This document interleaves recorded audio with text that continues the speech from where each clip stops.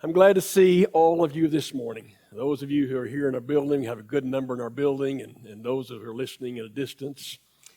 I'm glad to see you as we begin to tackle a new subject, the book of Romans. The book of Romans is profoundly difficult in some ways, but it is also profoundly valuable. I think it may have some of the richest material in all the letters of the New Testament. But I have never, on Sunday mornings, tried to go through the book of Romans. And I have never heard anyone else on Sunday mornings try to go through the book of Romans. It's so complicated in some ways. So I appreciate you being willing to try to deal with all this and to look at it. The book of Romans is important that we look at most of the lessons. So I know people are gone a lot and traveling a lot, but if you happen to be gone, I hope that you'll watch it online or watch it later, because it kind of builds one lesson after another after another. Obviously, Rome is the city that is the capital city of the Roman Empire. Paul is going to be the one who writes. He's writing to Christians who live in Rome. Rome being a multicultural city, Rome being extremely powerful, Rome being a city that is not friendly toward Christians, that it is a persecutor of Christians. And Rome being a city of massive immorality. Immorality is everywhere in Rome, all types of immorality. And so Paul writes to these Christians. We think he probably wrote this book sometime when he's traveling in the book of Acts, where we've been for weeks and weeks. Because at the end of the book of Acts, Paul is in Rome, and Paul is in a Roman so-called prison. But as he writes in the first 15 verses of chapter 1 of the book of Romans, Paul is saying, I really want to get there. I really want to see you. I really want to encourage you, and so forth. And so he begins the book of Romans. The thesis statement is in verses 16 and 17 of Romans chapter 1. Now, if you're familiar with technical writing, or if you're familiar with research materials that get published, those kind of publications always have at the beginning a little abstract or a thesis statement. And someone will write, here is what I have concluded from my research. And then all the paper is about how they arrived at that conclusion. That's almost exactly what Paul is going to do for us. He's going to give us his conclusion. He's going to give us the thesis statement, and the rest of the book will tell us how he arrived at this. And so these first words are familiar words for you. For I am not ashamed of the gospel, because it is the power of God that brings salvation to everyone who believes, the Jew first, the Gentile second. For in the gospel, the righteousness of God is revealed, a righteousness that is by faith from first to last. For it is written, the righteous will live by faith.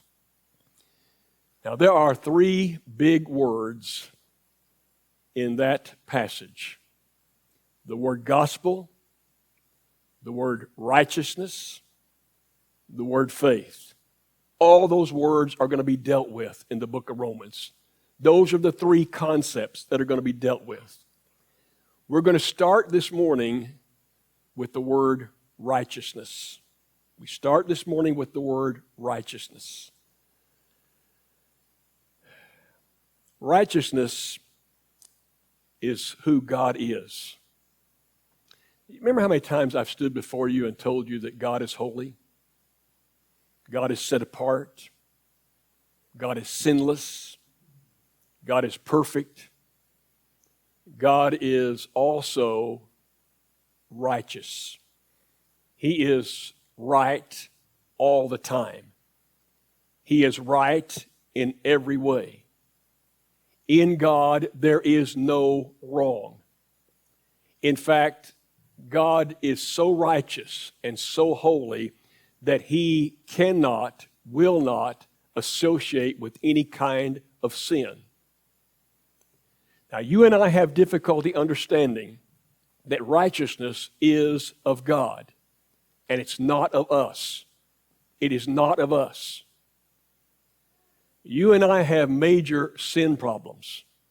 I don't care who you are, you have major sin problems. And righteousness is something you cannot gain of yourself. And yet, we get confused on the word, don't we? Do you get confused on the word? And part of the reason we get confused on the word is because we live in a culture of achievement. Our culture here in this country is a culture of achievement. The more you achieve, the more valuable we seem to think you are. The more you achieve, the more we increase your pay. The more we achieve, the more promotion we get. It's so much about achievement, what we can achieve all the time. And sometimes, not healthy, but sometimes we do it anyway. We bring the culture of our world into the culture of the kingdom. And it's very easy for us to bring into the kingdom the culture of achievement. And so people begin to think that it's up to me to achieve righteousness. Have you ever heard these words? I just hope that I have done enough to get to heaven. Heard anybody say that? Before you get through the book of Romans, hopefully you will cringe every time anyone says something like that. It is not a New Testament concept. Because that implies that somehow I can achieve a righteousness. On our best day, we cannot achieve being right. And Paul's going to spend enormous time convincing us. We'll not be convinced all in one Sunday, by the way, that there is a major unrighteousness problem or sin problem in our lives. Now, are you getting uncomfortable? Getting a bit uncomfortable? I'm going to tell you the book of Romans on certain days will be really uncomfortable. On other days it'll be so enjoyable and refreshing and exciting. But you have to kind of see one to grasp the other.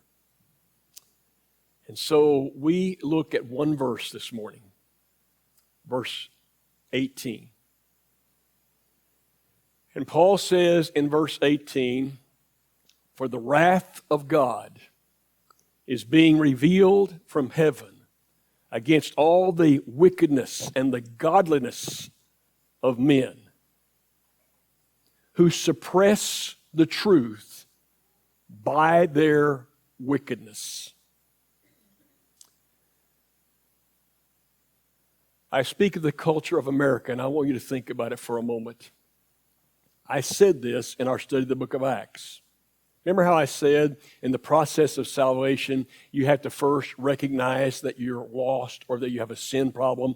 And why would anyone ever want to approach the truth of the gospel or hear the story of Jesus Christ if they didn't first know they needed it? They had a sin problem.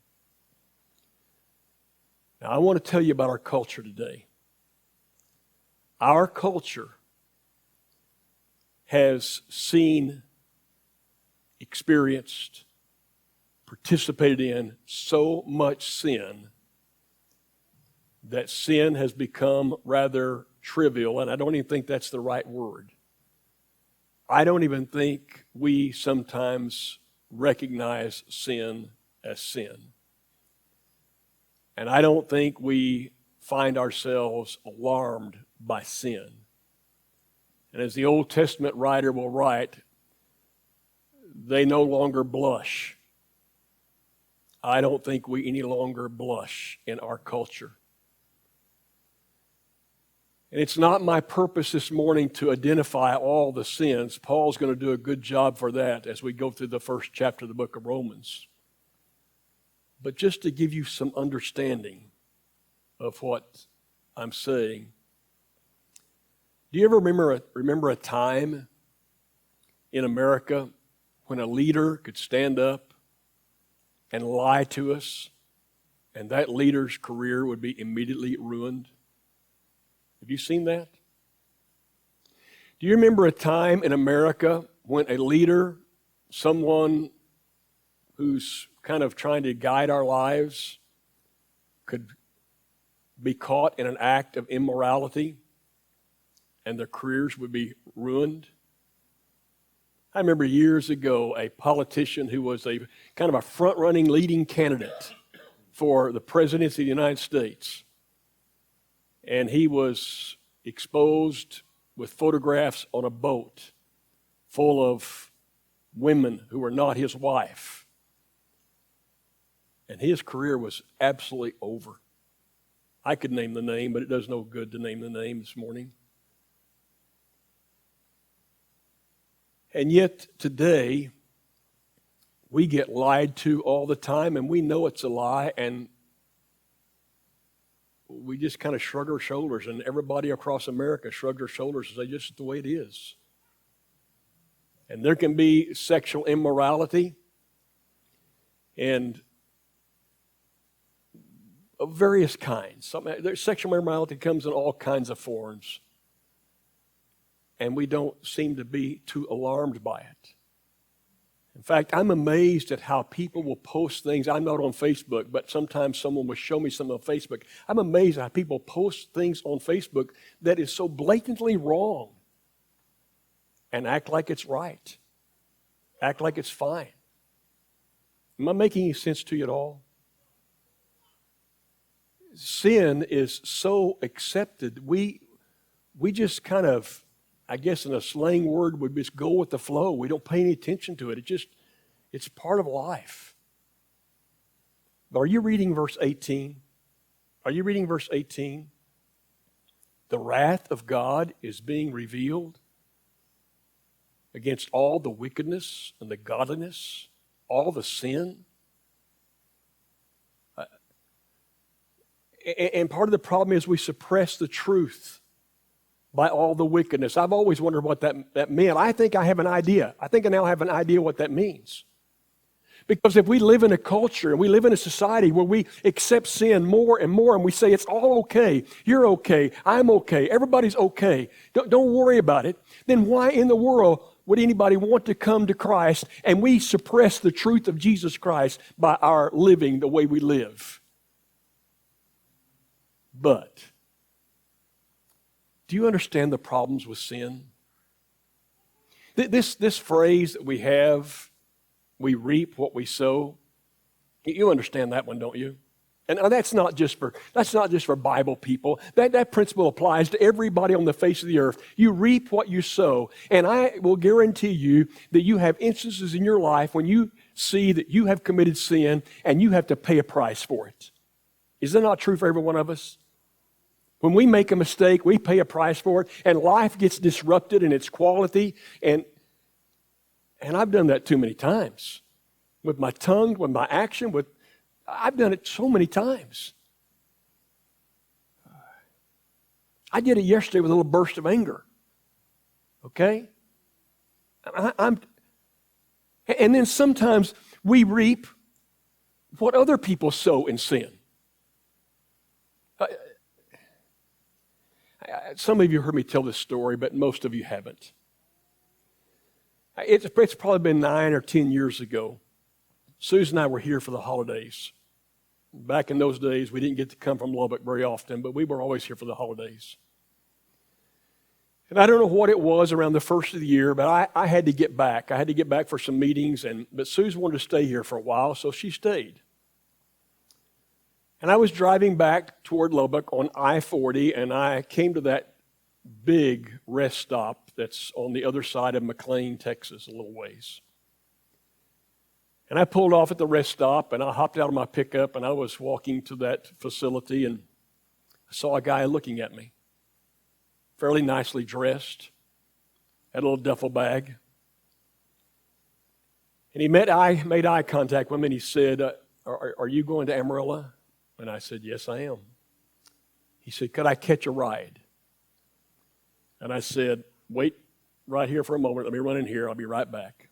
When I got back out, I said, throw your duffel bag in the back of the pickup and hop in. Now, I know that's not sometimes what you ought to do.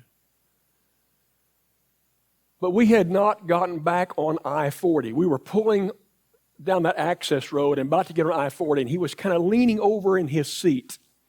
And he said, I suppose you wonder why I am catching a ride like this. He said, I work for Exxon. My home is in Alaska. I've lived in that home in Alaska for 20 years, but I took a 2-year assignment to Saudi Arabia. And when I went off to Saudi Arabia for this 2-year assignment, I moved my wife to Guthrie, Oklahoma. I put her in an apartment right close to her mother. I thought she'd be happier there. And he said, ExxonMobil gave us an early month out. And he said, I didn't have any credit cards because we don't have credit cards in Saudi Arabia, but he said I had a wad of cash in my pocket, and I got a plane ticket, and I flew into Oklahoma City, and I was going to surprise my wife. I rented a taxi, took me all the way to Guthrie, cost me $100 and something, I've forgotten what he said. He said, everything was dark in that apartment. And I got into the apartment, I thought no one was there, and I finally walked into the bedroom, and there was my wife with another man. Only it's not what you think. He said they were doing drugs. And he said, I could hardly recognize my wife. Her hair was thin. Her face was thin. There were sores on her face. They were doing this thing called meth drugs. He said, I didn't know what to do with myself, so I just turned and left and got another taxi and went back to near the airport and had enough money to get in a motel. And next morning I was going to go to my bank, Chase Bank. He said, I had 3 accounts at Chase. Every account was empty. He said, one of my friends said, if you can get to Amarillo, I have a plane ticket there for you to fly to Washington State, and from Washington State, we'll have Exxon to hop you up to Alaska. And he said, I thought my only choice now was to hitchhike, and I thought surely someone would pick me up, some of these truckers or forth. He said, nobody picks anybody up anymore. He said, I've been walking till I can hardly walk. And all the while he was in such pain and distress as he was telling the story. And that pain and distress was caused by sin. And sometimes it's a sin I commit, and sometimes it's a sin that others commit around me that causes me the pain and distress. And that's bad. That's bad. It's happening all over our country. It's happening right here in Cordell, and it's bad. Sin is causing trouble. But that's minor. That's minor compared to what this verse says. And so at the very outset of the book of Romans, at the very launching part of the book of Romans, Paul says you've got to understand something. It's not just that you're going to reap what you sow and have a miserable time in this life because of your sin. I got to tell you something else. The wrath of God is being exposed against this wickedness and this sinfulness. And I kind of scratch my head. Do you kind of scratch your head and wonder about the wrath of God? What is the wrath of God? Well, I can see it a little bit in the Old Testament once in a while. I mean, I can see, even in the early part of the book of Genesis, God looking at all the sins of the people, and he becomes sick at heart that he'd ever created man because of all the sins. And so he puts water on the earth that covers all the earth in great depths. And every single person was killed in that flood except for 8 people. And then a little later in the book of Genesis, there are 2 cities that are famous by name, Sodom and Gomorrah. I guess the wickedness was so bad that you couldn't find any good whatsoever because God said, I'm going to destroy those cities. And Abraham will plead with God. But they can't find any good there. And so God throws down from heaven balls of fire. And that city and all of its inhabitants are disintegrated. Can you imagine? Can you imagine this afternoon, balls of fire landing on us in Cordell and everything is burned, including us? It's a little later in the book of Acts when you're talking about a man named Moses. And there's some people out there that begin to rebel against Moses' leadership. And God takes that personally. He assumes if you're going to rebel against Moses, you're rebelling against me. Do you remember what he did? He opened up the earth. He just caused a big split to come in the earth. And those people fell into that chasm. And God closed it back up. Now, I can't imagine such a fate that comes from the wrath of God.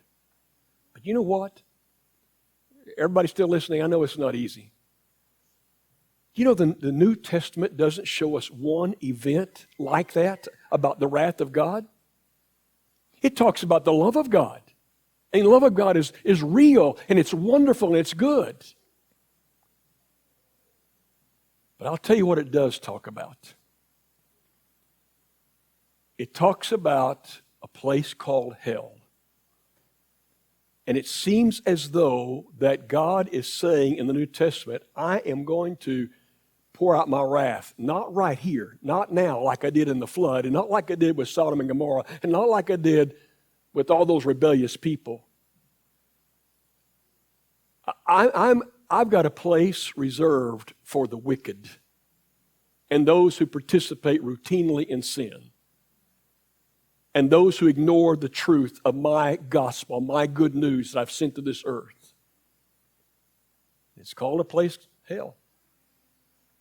Interesting enough, God, through his son Jesus, is the one who speaks about it the most. He's the one who speaks about it the most. And I don't know how all those terms are about it, but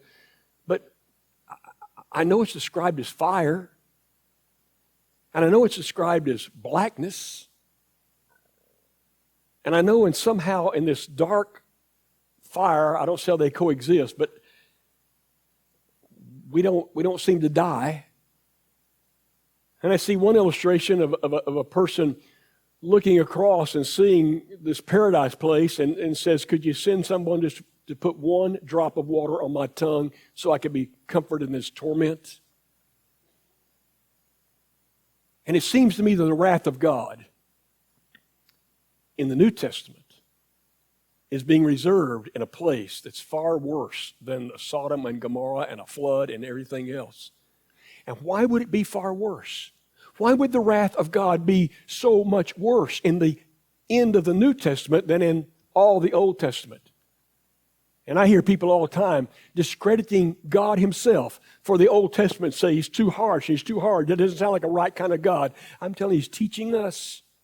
He's teaching us how valuable the gospel is so that you and I will accept this truth.